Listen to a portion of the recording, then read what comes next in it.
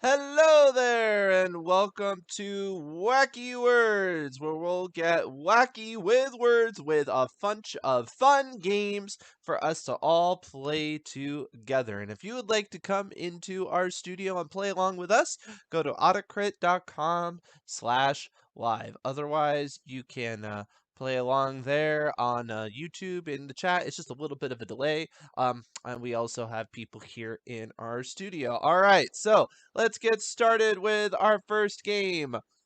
Opposing forces. Dun, dun, dun. So in this one, we are going to show you the title of a book, but we have inverted it. So everything is the opposite of what it should be. So your job is to try to parse out the words and figure out what the original title was. All right. The sender in the whiskey.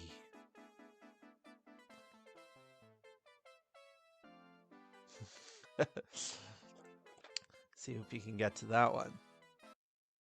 It gets pretty tricky. The catcher in the rye. That is right.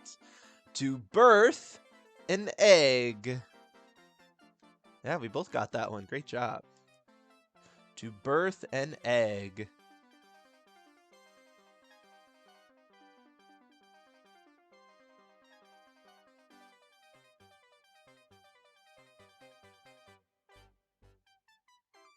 This one, to kill a mockingbird, right? All right.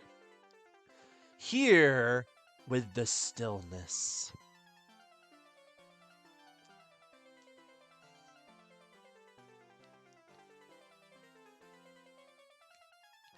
Here with the stillness.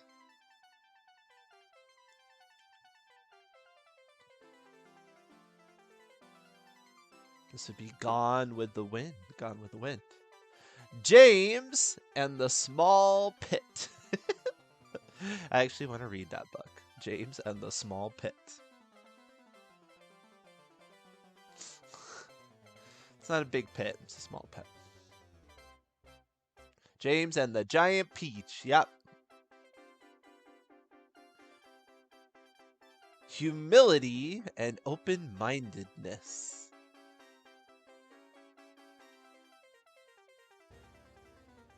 Humility and open-minded. Yes, Pride and Prejudice. The Manuscript Giver. That sounds like AutoCrit. No. The Manuscript Giver. The Manuscript Giver. The Book Thief. The Book Thief. All right.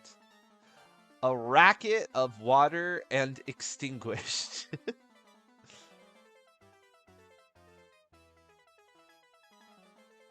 A racket of water and extinguished. That's quite a mouthful. I don't recommend you using that as a writing prompt as a title of your book.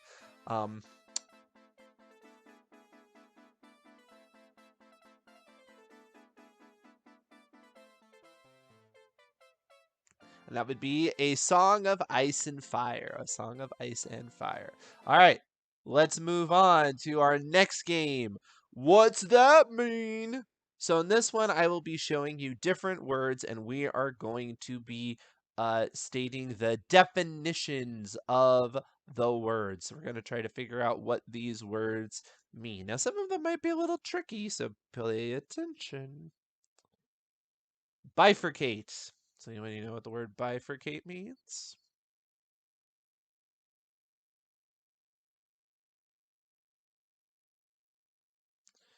Bifurcate. Separate out. Yep, cut into two pieces. All right. What about epitome?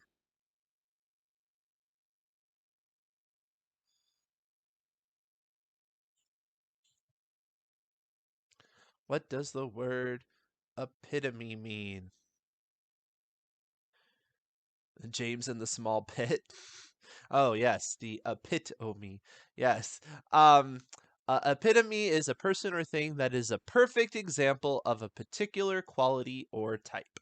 So people say it's the epitome of, and it means it is the perfect example, like an archetype. What about expeditious? Expeditious.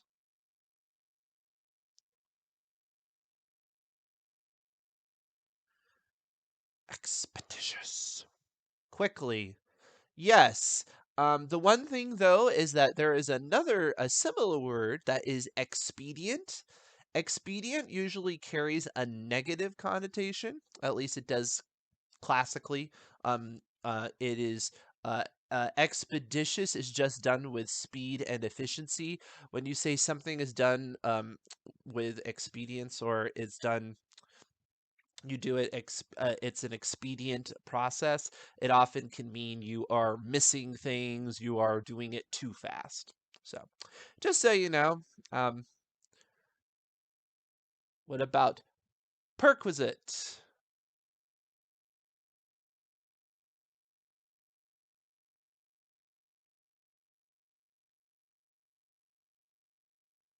Yes, perquisite is a thing regarded as a special right or privilege enjoyed as a result of one's position. So, for example, the example that I see here, the wife of a president has all the perquisites of stardom. Now, that's not the same thing as a prerequisite, which is something that's required to do to move on, or like in a class or things like that. So, don't get those words mixed up. People do sometimes. What about prognosticate? Prognosticate. Going back to our SAT days now. Prognosticate. Wow, these words are tricky. I know, that's the whole point. Yes, I can't say it. Prognosticate is to tell the future, like a prophecy. So people will say the economists were prognosticating financial Armageddon, is the example I have. So Nostradamus was somebody who did prognostication. But don't get that confused, of course, with procrastination, which just means putting something off that you don't want to do until later. Um, I've seen people do that. All right. What about shirk? What is shirk?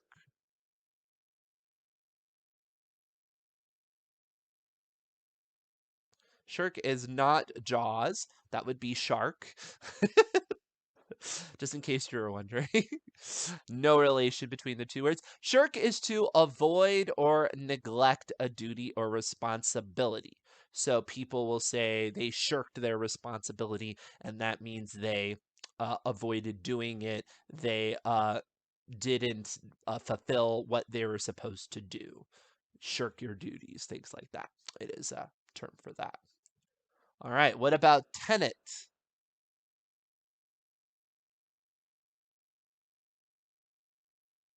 And yes, I know it is a movie by Christopher Nolan, but it also is a word as well, which is where he got that title from. Crazy movie. Yes, that is the definition of tenet. No, a tenet is a principle, belief, or doctrine generally held to be true. Especially comes into play with like a profession or a group or a movement. So they'll be like, the tenet of McDonald's is that customers must be served within 30 seconds or whatever it is, something like that. Now, don't confuse that with the word tenant, which is somebody that is renting from you. I've seen that done as well. A tenant is Tenant. Um, the title makes more sense now. Aha, see? You can learn something on wacky words. All right, so let's move on to our next game, which is alliteration alteration. So on this game, what we're going to do is we're going to take this sentence and we're going to make all of the words alliterative, which means they will all start with the same sound at the beginning of the word, the same consonant sound. So what we have is crimson sickly hairs look at calm, drafted, floating about mice performing chases. All right. So let us adjust this, and I bet it'll make a little bit more sense. So what's another word for crimson?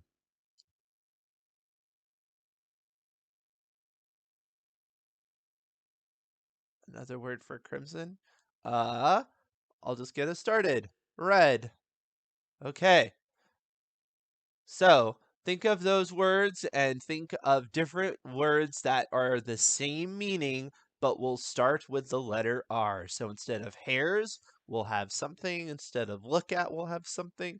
Calm, drafted, etc., etc. So when you think of one of those, rabbits for hairs. All right. So we have red, sickly rabbits. Look at calm, um, drafted, floating about mice performing chases. Regard for look at. Okay. Regard. Calm, drafted, floating about.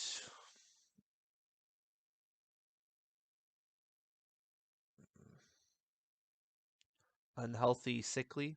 Well, unhealthy is a synonym, but it doesn't start with R. Rats, okay. Instead of mice. Okay. Red, sickly rabbits regard calm, drafted, floating about rats performing chases. Rabbit. Red rabbit. Red rabid rabbits regard. All right, we're getting there. By the time we're done, it'll feel like fox and socks. Fox and socks. Fox, socks, box, knocks. Fox and socks and knocks and box. I have a 4-year-old. I read that book a lot. Chicks with bricks come. Chicks with blocks come. Chicks with bricks and glocks with talks come. Looks for Mr. Knoxter. List your tricks with yeah. Races instead of chases. All right. Um, red rabbits regard calm, drafted, floating about rats performing races. Yes.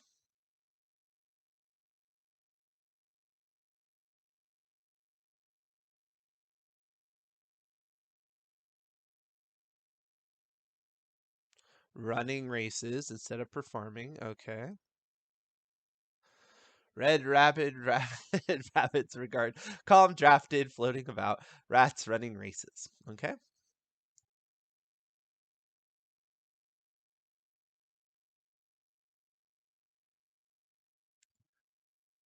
And I see you out there on YouTube. Feel free to add to this if you have any ideas as well.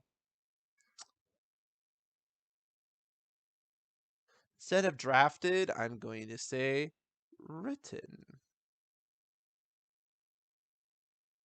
Because alliteration does not mean it starts with the same letter necessarily. It means it starts with the same consonant sound. So written still works. That's an R sound. Red rabbit rabbits regard relaxing written floating about rats running races. And instead of floating, I am going to go ahead and say ramblings. About is round. Okay. So here we go. We have red rabbits regard relaxing written ramblings round rats running races. Now say that 10 times fast. Pretty close to the original one that I had in mind. The original one I had in mind was red rabbit rabbits read relaxing written ramblings regarding rodents running races. Pretty close. Pretty close. All right. Now it's time for our cryptogram. Yes, in the cryptogram, every letter has been substituted for another letter. So we are going to get a nice pithy quote about writing. Bing!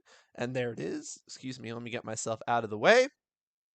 And I will give you a letter to start. So what you can tell me what letter you would like to know, what the substitute is, and we can put that in, and that'll give us a good head start. So try to find a letter that's in there often. The nice thing is even though it looks like a lot of text, the fact that it's longer should make this easier to solve because there's more words to go with. So somebody wants to know what the letter T is. All right. Does that sound good to everybody else?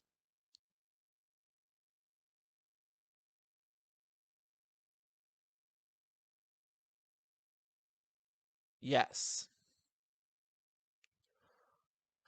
All right. I've got to do a little counting here so I get this right. All right, T's are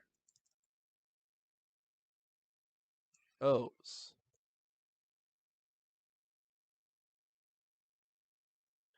Not a shocker that it's a vowel. After all, it's in the thing a lot, in the quotation a fair amount.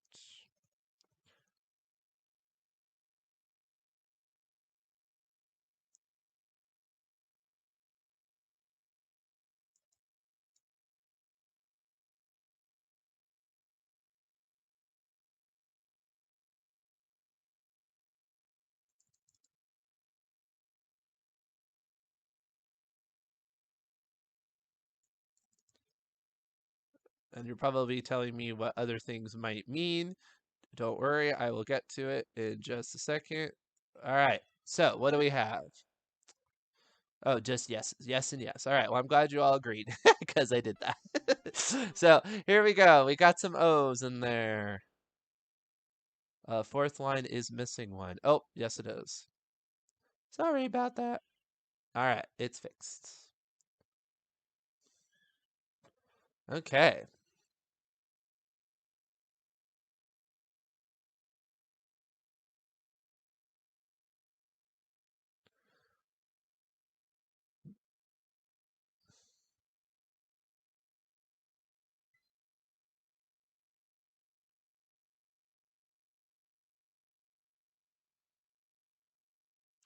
I wonder if TLQC is only.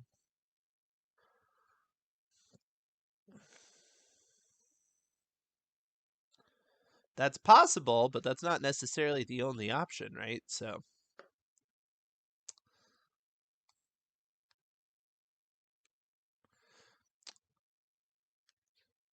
I would suggest trying to figure out what P might be.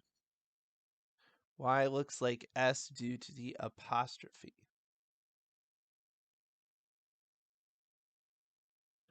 Either A or I. So look and see where other P's might be, and that might give you an indication of what it could be.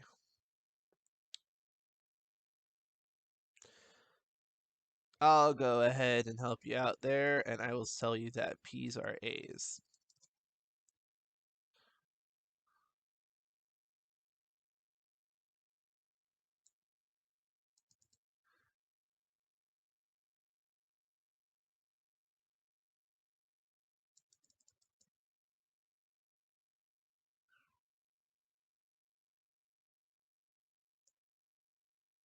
All right.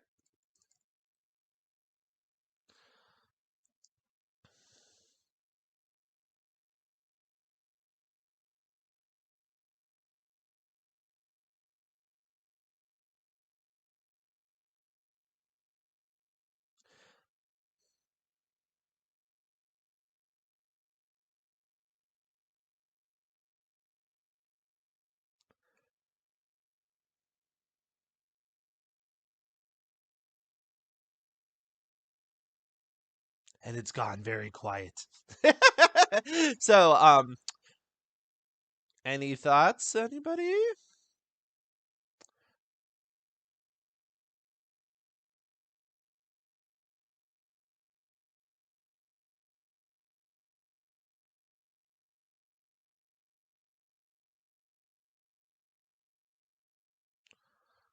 You have that YW combination that comes up in a few spots. Take a look at that.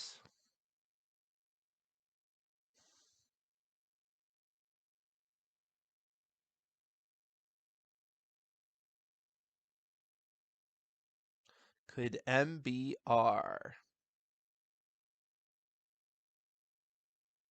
Okay, let's say M is R. So that would mean this is an R.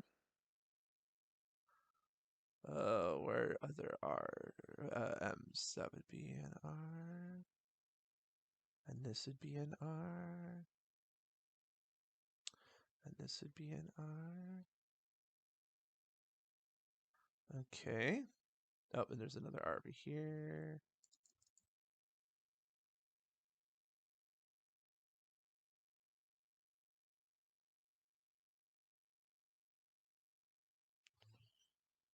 All right.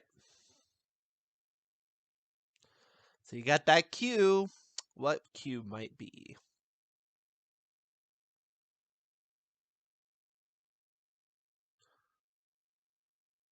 What do you suppose Q is? E. Yes, that would be correct. So that'll be incredibly helpful because E is a common letter. I do believe it is the most common letter.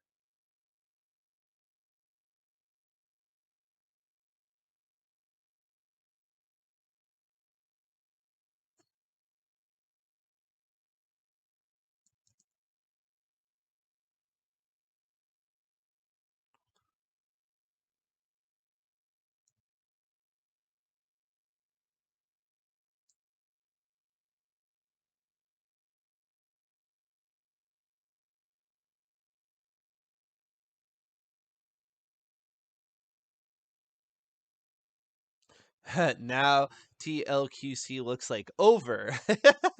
Well, it's not over because it doesn't end in an R. Because M is R. Yep, you figured that out.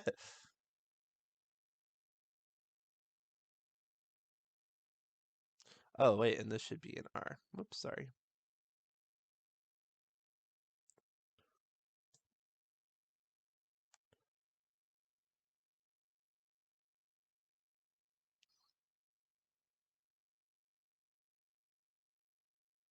I would look at that YW combination. Because you have the YW combination that begins the second sentence.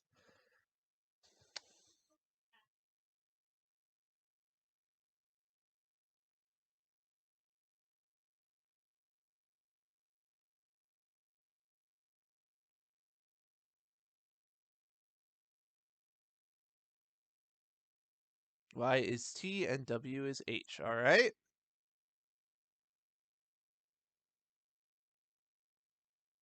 That would mean those letters. Those are.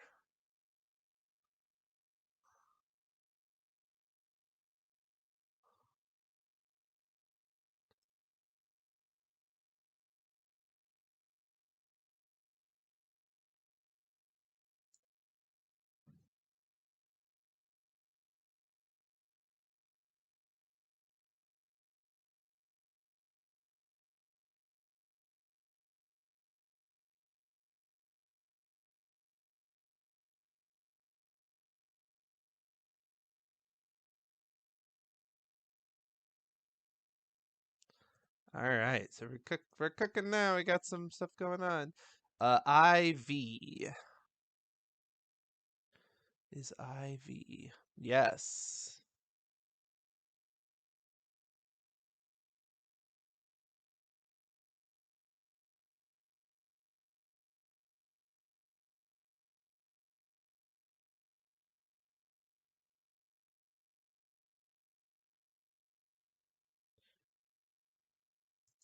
A is Y. Okay.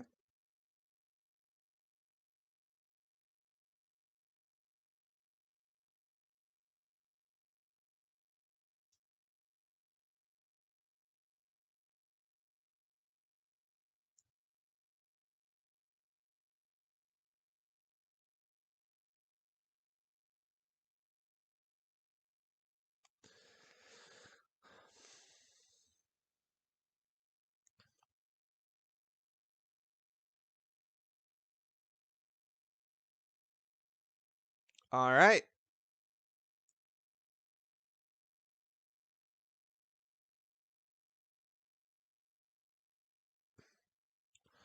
What do we got?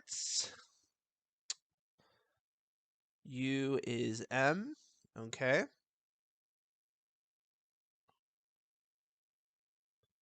L is N.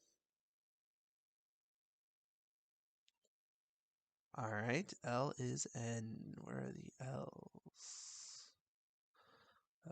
U is M.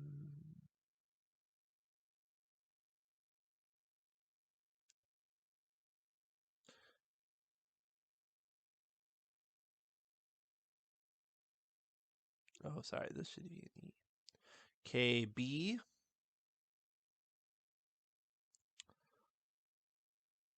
Yep.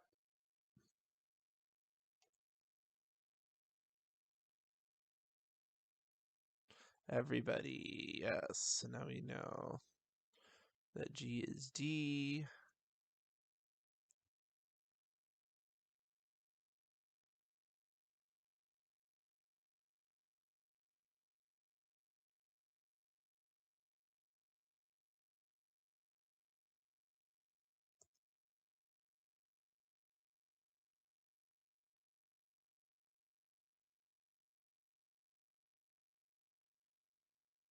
All right, so we got everybody.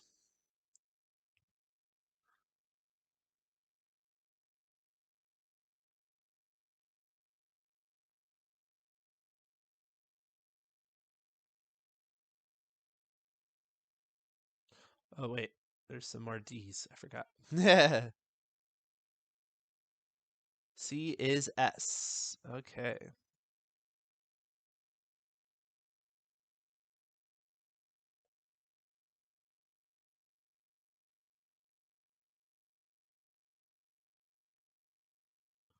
H is W.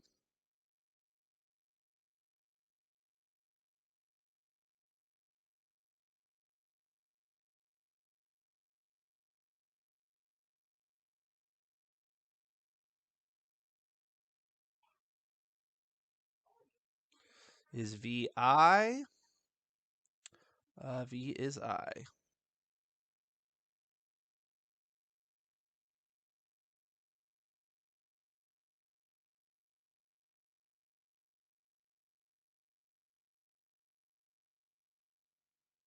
All right. Getting pretty close. Oh, wait. This is, no, that's correct. Yeah. Oh, no, this should be an S. Okay. Like, I knew I was missing something. Oh, and this is a D, and this is an N. Got to keep up on me. I don't always fill this in. And this is a W.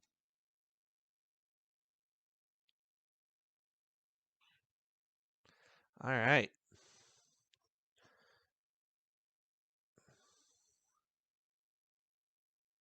G is E. G is D.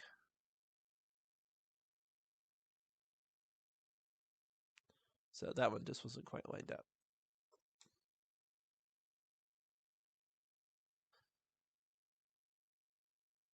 E is G. Oh, yes. Sorry. Yes. The other way around. Yes.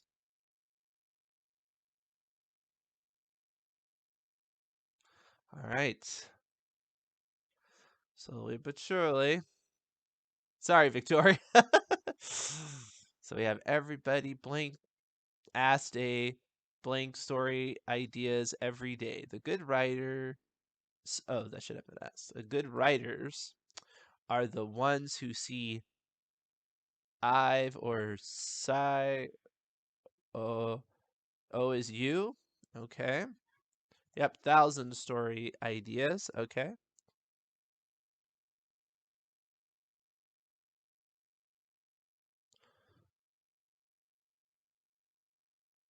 All right. Everybody blank asked 1,000 stories idea every day. The good writers are the ones who see I versus Psi O the most. Don't see any.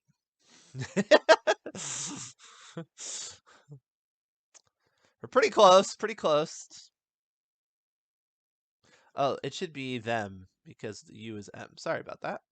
There we go.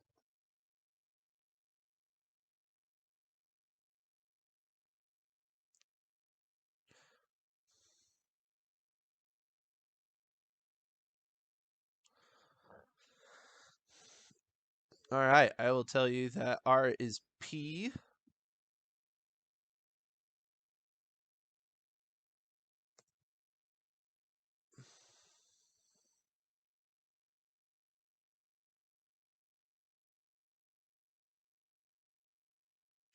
D is L. Sorry. Yes, of course. D is L. Yep. Oh, we already had H is W.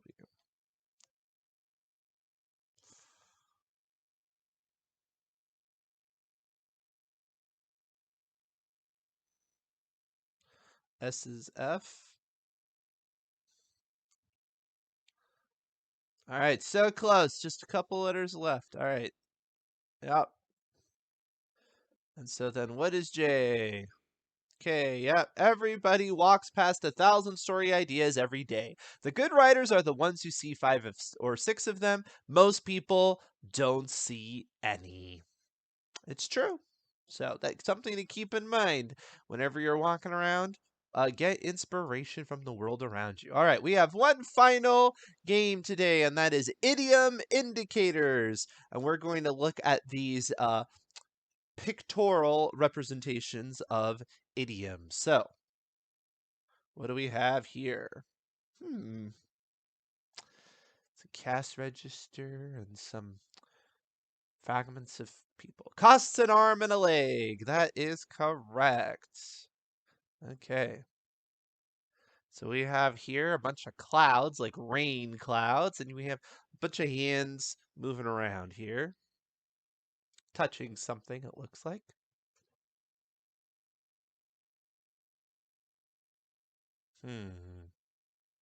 Rain clouds and touching something.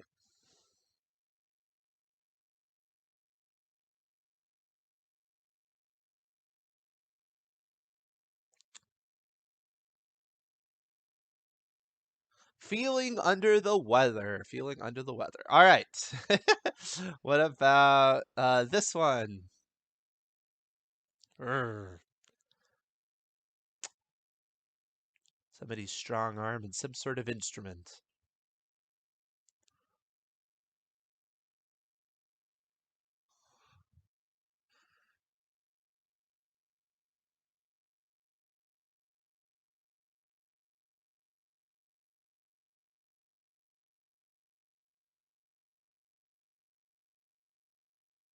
Somebody's strong arm, exercise well, they're in good shape.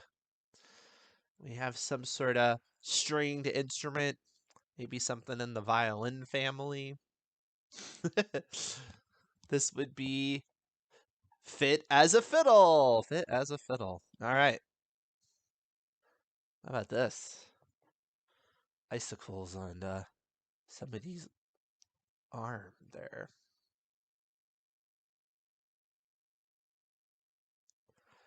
Doesn't look very warm. Cold shoulder. Yes, the cold shoulder. All right. How about this man? Seems to be balancing on some sort of spherical object there. He does seem like he's quite competent, though. Yep, you might say he's really put together.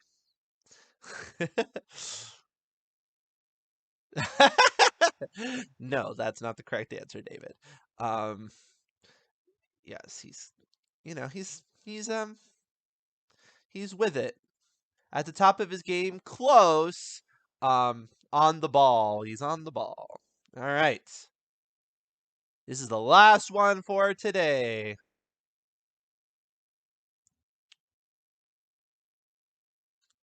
So you see once in a blue moon. That is correct. All right. Well, thank you so much for joining me on Wacky Words. Tomorrow at noon at this time, we'll be doing our Writer Lens and we'll be discussing Captain America and the Winter Soldier.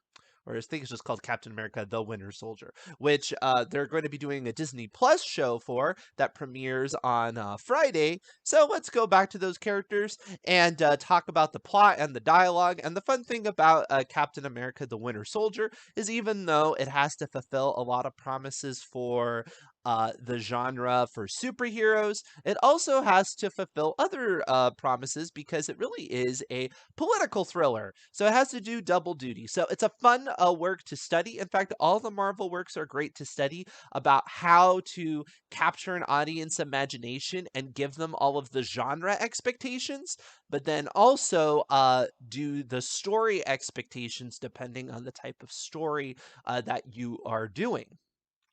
And essentially, it shows you how you can get creative because sometimes people, they'll be like, oh, I'm writing a fantasy, I'm writing a sci fi, and they'll just kind of want to do the same old plot.